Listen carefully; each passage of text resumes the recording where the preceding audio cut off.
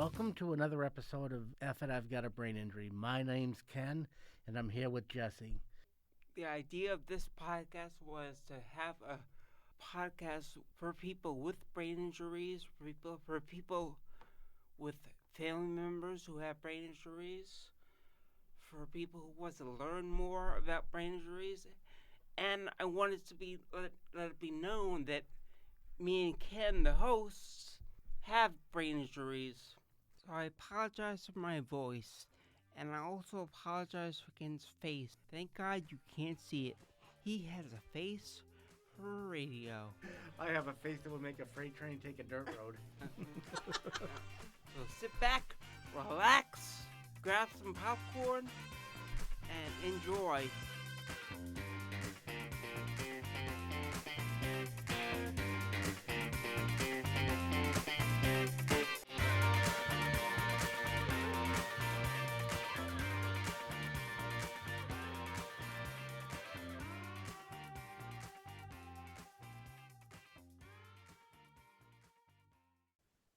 Welcome to another edition of F it, I Have a Brain Injury.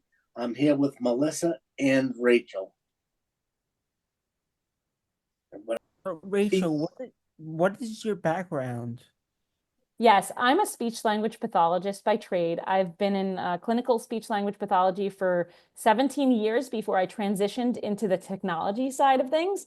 And then I worked for Voiceitt as the customer success manager, and sort of shifted into this new role as the co-founder of the Babel Group. That basically what we do is we resell innovative products to help people communicate and live their lives more fully, to allow them to access means to really reach further for their potential, to really, if it's communication, to allow them to communicate. If it's physical access, we also enable that and provide products.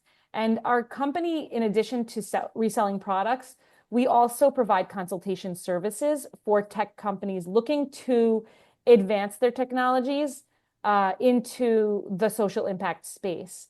So they could be well-established companies that are looking to sort of lean into social impact. And there could also be startups who are already building products that are in the social impact space that need our help and guidance to help really bridge the gap between their product and the end users that we know so well.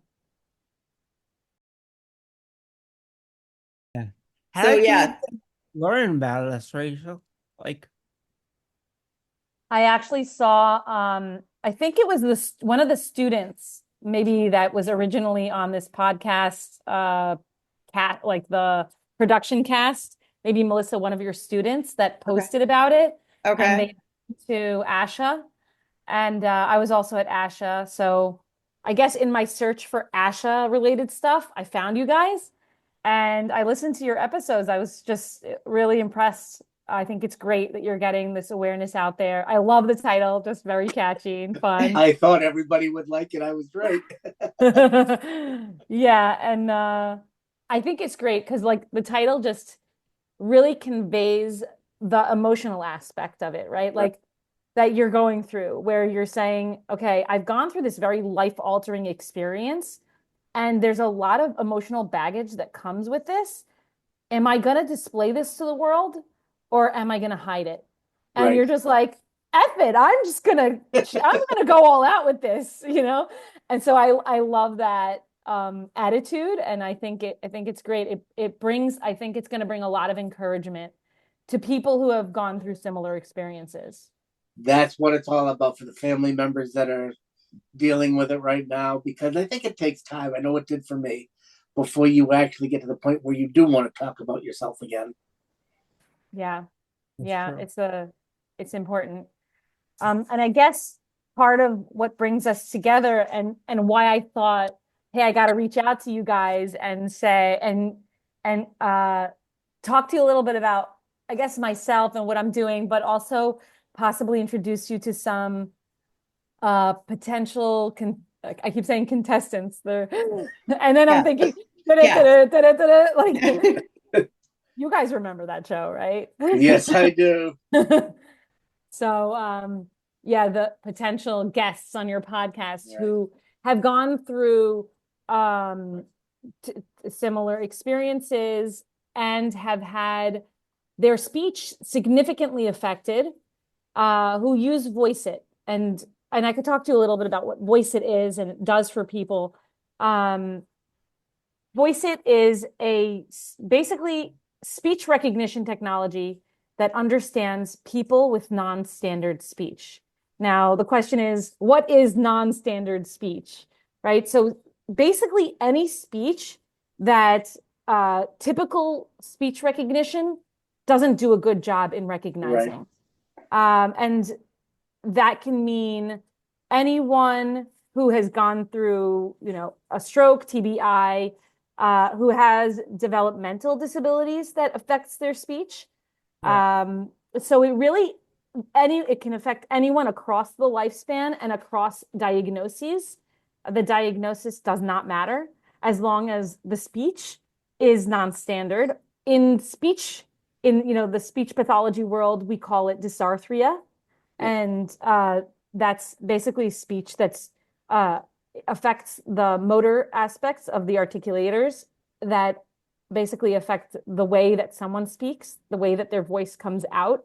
And then usually those individuals are relatively understood by their familiar listeners because their familiar listeners have had so much time and exposure to that speech that they kind of have learned the patterns, and their brain just the listening part of their brain has done such a good job of kind of translating, so to speak, that they're able to understand those speakers. But when someone who has non-standard speech wants to go out into the community and speak to someone who's an unfamiliar listener, they usually have difficulty being understood. Right.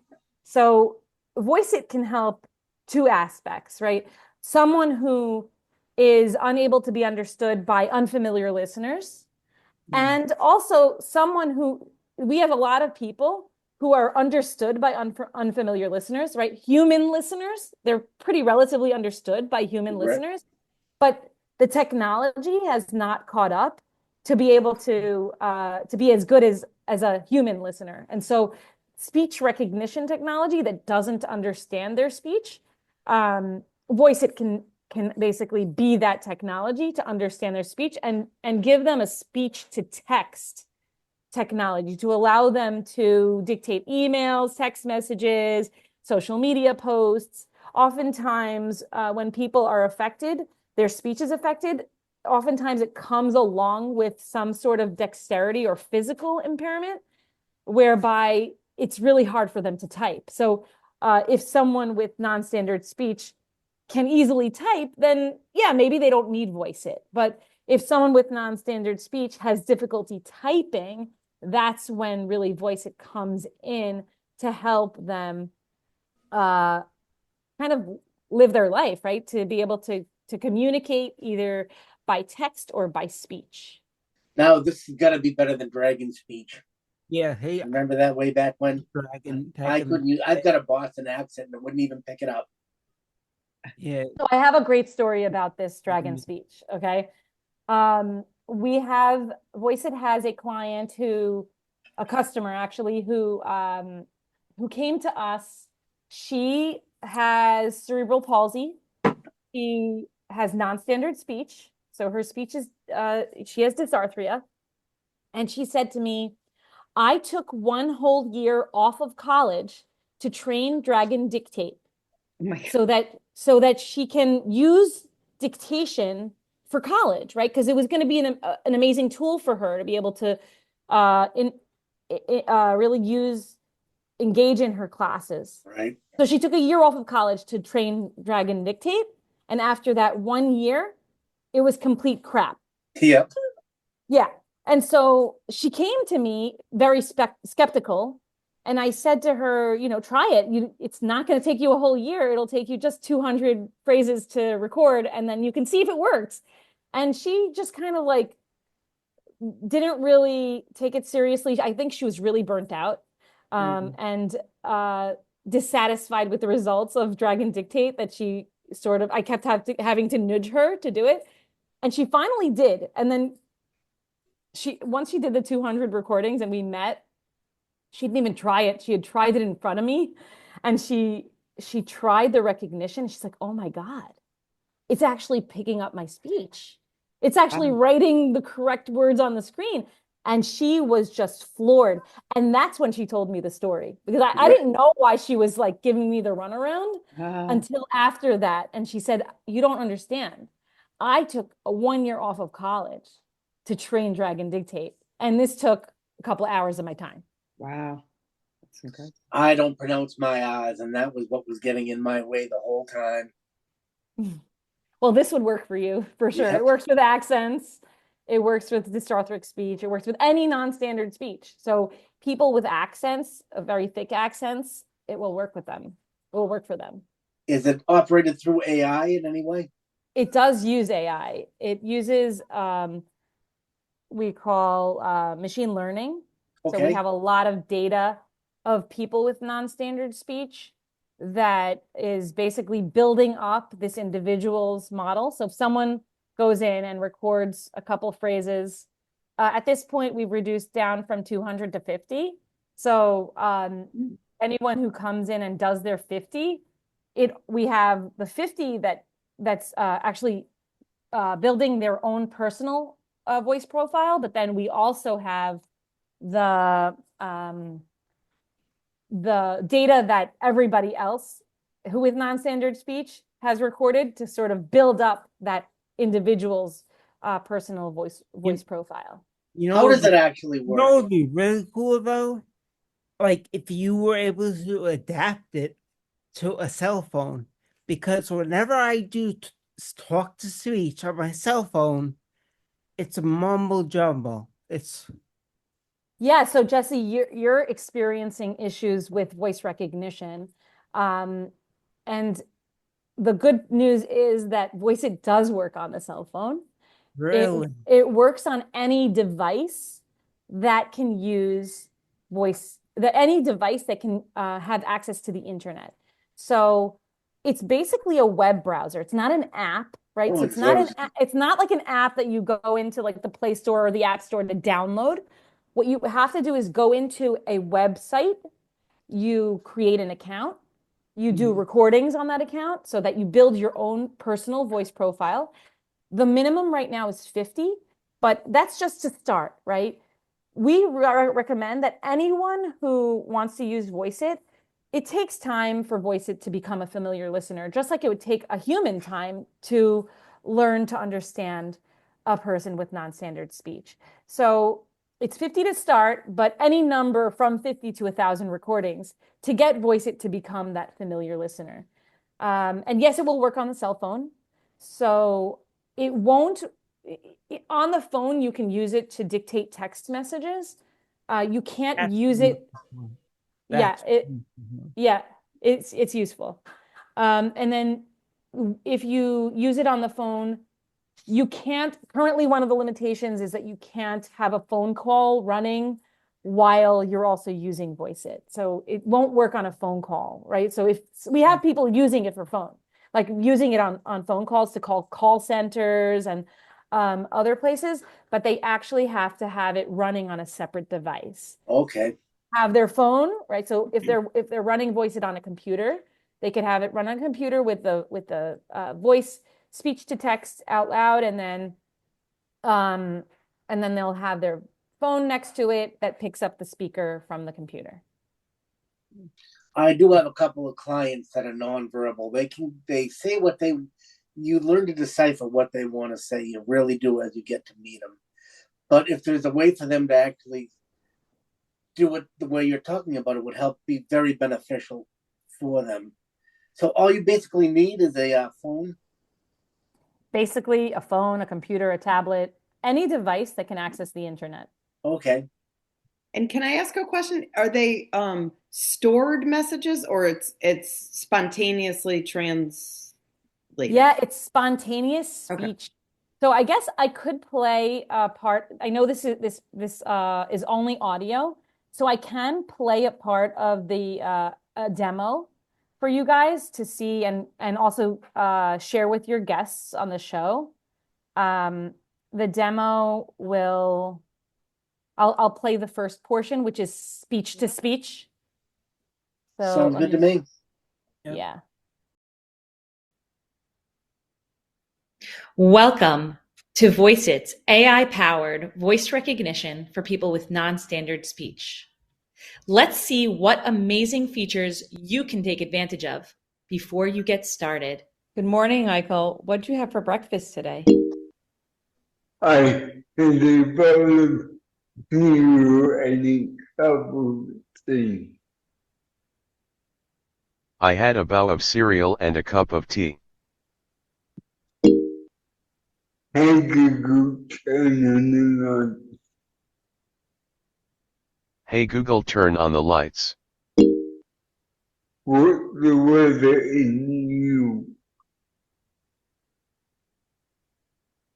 So I'm just going to stop there and give you the audio rundown of what he said. He said, "What's the weather in New York?" He was chatting with ChatGPT, which is an integration in our app here, and ChatGPT responds. The weather in New York is currently cloudy and 57 degrees Fahrenheit.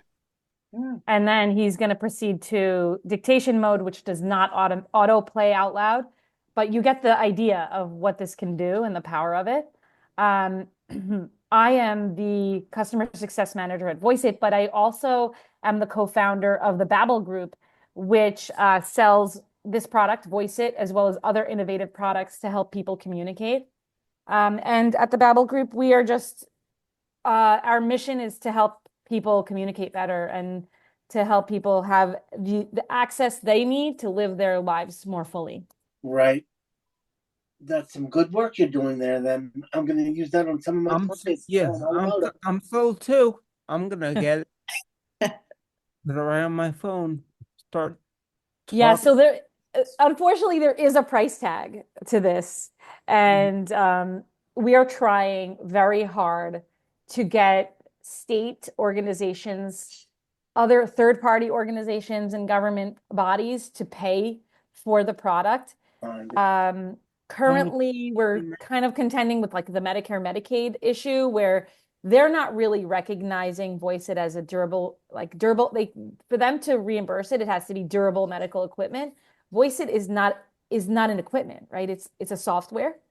And Medicaid does cover software, but they'll cover a one-time download, and Voiceitt is on the cloud. So I think once the laws start to catch up with technology, because most technologies now are in the cloud and they're so powerful, they can't live on a device, right? Because it would run down the device.